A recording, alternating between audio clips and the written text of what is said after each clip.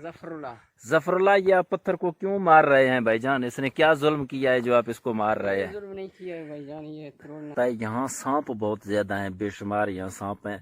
नाश्ता करके घर से निकलती है तो शाम को वापस मगरिब के अजानों के टाइम वापस घर जाके पहुंचती हैं। ये लिए वजू का होना शर्त है, क्योंकि इस इलाके में तो पानी बिल्कुल नहीं है। अगर उसको पहले से वजू है तो यहाँ वो सुकून से नमाज पढ़ सकता है।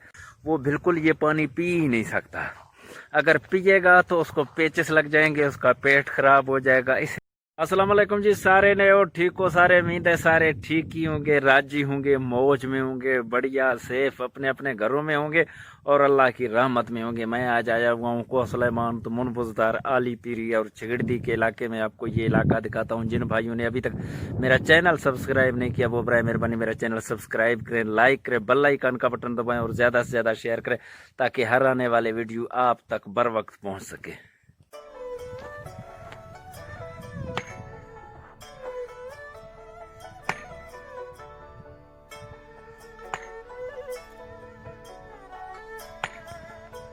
मैं गुजर के जा रहा था तो देखा एक भाई ये पत्थर तोड़ रहा है। ये पत्थर कोई आम पत्थर नहीं है, ये है चूने का पत्थर, जिप्सम। को सुलेमान तमुन बुजदार के इलाके में सबसे ज्यादा चूने का पत्थर को सुलेमान तमुन बुजदार में पाया जाता है। पाकिस्तान में सबसे ज्यादा जितने भी चूने का पत्थर है इसी इलाके से जाता है, ट्राइबल एरिया से। तो ये बंदा पत्थर तोड़ रहा है, इससे बात करने की कोशिश करेंगे अगर कोई बात कर सकेगा तो। भाईजान क्या हाल है आपके? ठीक ठाक, खैरियत? ठीक है, बिल्कुल सेट है। तो क्या नाम है भाई आपका? जफरुल्ला। जफरुल्ला, ये आप पत्थर को क्यों मार रहे हैं भाईजान? इसने क्या जुल्म किया है जो आप इसको मार रहे हैं? जुल्म नहीं किया है भाईजान, ये तोड़ना है ना। ये आप लोग किस हिसाब से ये ऊपर से गिरा देते हो? ऊपर पहाड़ी से? जी हाँ। ऊपर पहाड़ी से गिरा के नीचे फेंक देते हो, फिर इसको टुकड़े टुकड़े कर लेते हो? जी हाँ। टुकड़े करने के बाद इनके ट्रकों के ऊपर डाल के फिर आगे जाके आप लोग बेच देते हैं? जी हाँ। तो आप लोगों की कितनी मजदूरी होती है जो आप ये काम कर रहे हैं? एक ट्रक के या ट्रैक्टर के आप लोग कितने पैसे लेते हैं? 1500 है सही। 1500 रुपए उसके लोड तैयार करने का? जी हाँ। जो लोड करेगा उसकी कितनी मजदूरी है? 500। 500 रुपए ट्रक के? जी हाँ। ये तो बहुत ज्यादा कम है। बहुत ज्यादा कम है। तो आप ये जो पत्थर तैयार कर रहे हैं, एक ट्रक के आप पत्थर तैयार करके 1500 रुपए लेंगे? जी हाँ। कितने दिन लगेंगे एक ट्रक के पत्थर तैयार करने में? 4-5 दिन लग रहा है। 4-5 दिन? हो।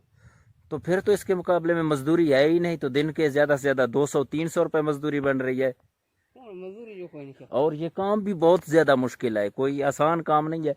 पहले वो देखें, वो लोहा पड़ा हुआ है जिसको हम बलूची में जबल कहते हैं, उसी की मदद से ये ऊपर पहाड़ी पे ये लोग चढ़ के वहां से जान की बाजी लगा के पत्थर नीचे फेंक देते हैं। नीचे फेंक देने के बाद फिर इसी तरह पूरा दिन हथौड़ा लेके इसको मारते रहते हैं। इसके छोटे छोटे पीस बना के, जिस तरह वो छोटे पीस पड़े हुए हैं, ये छोटे छोटे पीस बना के फिर इसको ट्रकों के ऊपर, ट्रैक्टरों के ऊपर डाल के शहर भेजेंगे। यहाँ से ये पत्थर कराची तक भी चले जाते हैं, तो वहाँ ये जाके बिक जाते हैं। लेकिन ये जो मजदूर काम कर रहे हैं, जो पत्थर बना रहे हैं, तोड़ रहे हैं, जो लोड कर रहे हैं, इनकी मजदूरी बहुत ज़्यादा कम है। 1500 रुपये, वो भी 5 दिन में। एक दिन के 300 रुपये, तो 300 रुपये में तो गुजारा बहुत ज़्यादा मुश्किल है भाई मेरे।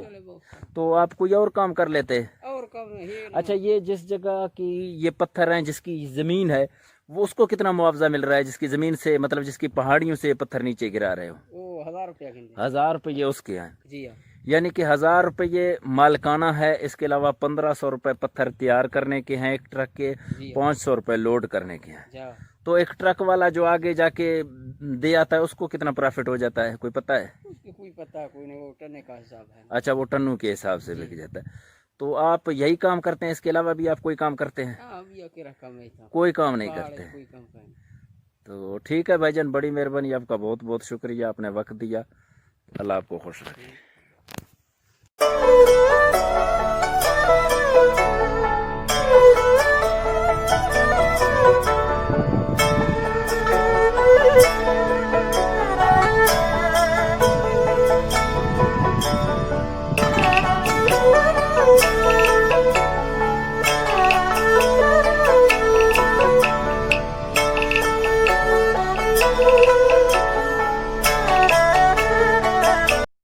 ये आप सफेदी देख रहे होंगे, ये देखें सफेदी, मैं आपको दिखाने की कोशिश करूंगा। ये सफेदी आप देख लें, ये न कोई चूना है और न कोई यहाँ बर्फबारी हुई है, बल्कि ये कलर है। इस इलाके का पानी इतना नमकीन होता है, इतना नमकीन। को सुलेमान तमन बुजदार का ये इलाका इतना नमकीन पानी के यहाँ आम बंदा जो इस इलाके में आता है वो बिल्कुल ये पानी पी ही नहीं सकता। अगर पिएगा तो उसको पेचिस लग जाएंगे, उसका पेट खराब हो जाएगा। इस इलाके में कोई नया बंदा आ जाता है तो वो अपने साथ फ्लेजल की गोलियां लाजमी ले आएं या इसपगोल सत वगैरह, नहीं तो यहाँ का पानी बहुत ही ज़्यादा नमकीन है। ये आप देखें पानी, और ये साइडों पे सारा कलर है, नमक है। तो यहाँ तो ना इस पानी से चाय लोग बना सकते हैं, ना इससे सालन बन सकता है। अगर कपड़े धुलाई करें तो साबुन नहीं निकलता। यहाँ बहुत से मसले मसाइल हैं, लेकिन कमाल है इन लोगों का, ये लोग फिर भी यही पानी पीते हैं। यही पानी आम रूटीन पे इस्तेमाल करते हैं, पीने में, सालन में, हर जगह यही पानी इस्तेमाल करते हैं। लेकिन आम बंदा, कोई नया बंदा ये पानी बिल्कुल नहीं पी सकता। अगर पिएगा तो उसको पेट की बीमारियां लग जाएंगी।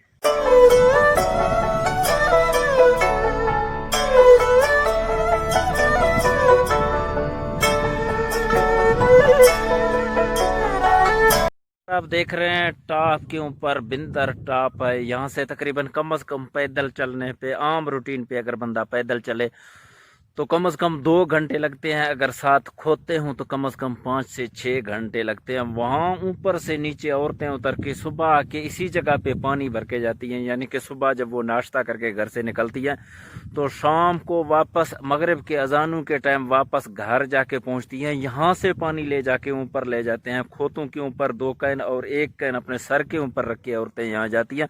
बहुत ही ज़्यादा मुश्किल है यहाँ की ज़िंदगी, क्योंकि ऊपर बिल्कुल पानी नहीं है। ऊपर अगर पानी हो तो तालाब वाला पानी, वो भी किसी गनीमत से कम नहीं, भाई वो पानी इस्तेमाल करते हैं। क्योंकि अभी बारिशें नहीं हुई हैं, काफ़ी दिन हो गए हैं, वो पानी ख़त्म हो गया। इसकी वजह से औरतें यहाँ आती हैं, यहाँ से पानी भर के ऊपर टॉप के ऊपर जाती हैं। बहुत मुश्किल काम है।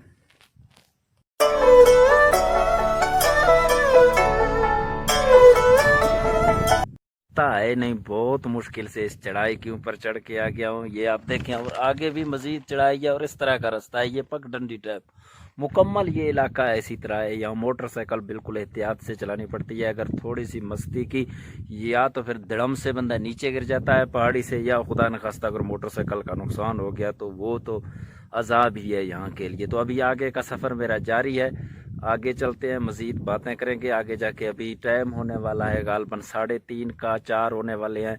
तो आगे जाके असर की नमाज भी पढ़ेंगे, मज़ीद आगे आपके साथ गपशप लगाएंगे।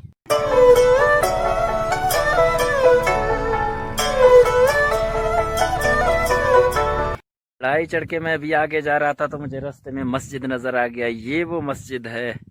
ये इस तरह के मस्जिद आपको सुलेमान पहाड़ी इलाके में आ जाएंगे तो आपको रास्ते में इस तरह के मस्जिद मिलेंगे।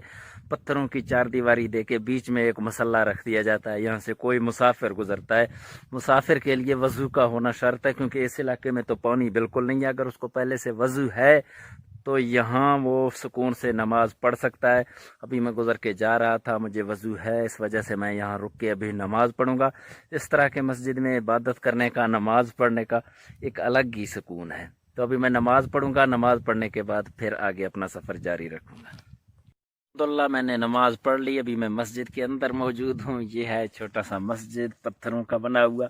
इस मौसम में तो ये ठीक है, लेकिन गर्मियों के मौसम में इस तरह के जंगल में जो आपको मस्जिद नज़र आ जाएंगे वो ख़तरनाक है। वो ख़तरनाक इसलिए हैं क्योंकि ये सारी दीवारें पत्थरों की हैं। इस पत्थरों की दीवारों के अंदर सांप बहुत होते हैं। इस इलाके में को सुलेमान तमन बुजदार जो इलाका गैर कहलाता है, यहाँ सांप बहुत ज़्यादा हैं, बेशुमार यहाँ सांप हैं।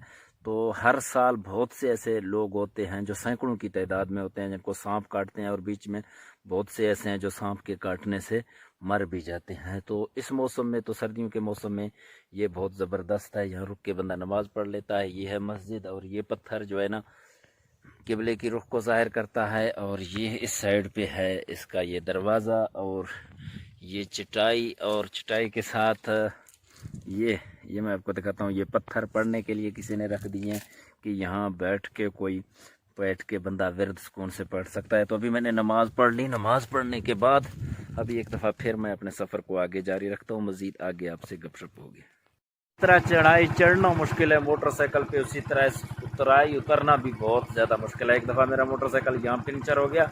मैं बड़ी मुश्किल से घसीट के 2 घंटे, 1.5 से 2 घंटे मैं मोटरसाइकिल को घसीट के आगे लेके गया हूँ। तो मोटरसाइकिल का भी बहुत ज़्यादा नुकसान हुआ, तो मैं भी बहुत ईजिली डूबा हूँ।